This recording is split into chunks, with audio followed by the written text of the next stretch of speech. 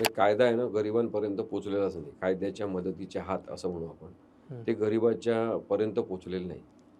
गरीब असेल, मग त्यात तो दलित असेल, एखादा अल्पसंख्याक असेल, म्हणजे ख्रिश्चन असेल, मुस्लिम असेल.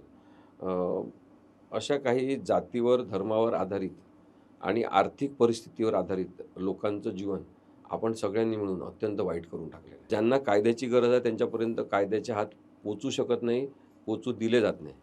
ओके. मग मोफत कायदेविषयक सहाय्यता मोहीम अशी न्यायालयांनी राबवली. कारण की लॉ कमिशननी सांगितलं, की याच्यासाठी याचे पैसे असाइन करा. विधी आणि न्याय आयोगाने सांगितलं, की याच्या याच्या संदर्भात काम केलं पाहिजे. मग त्याच्यावर काम सुरू झालं.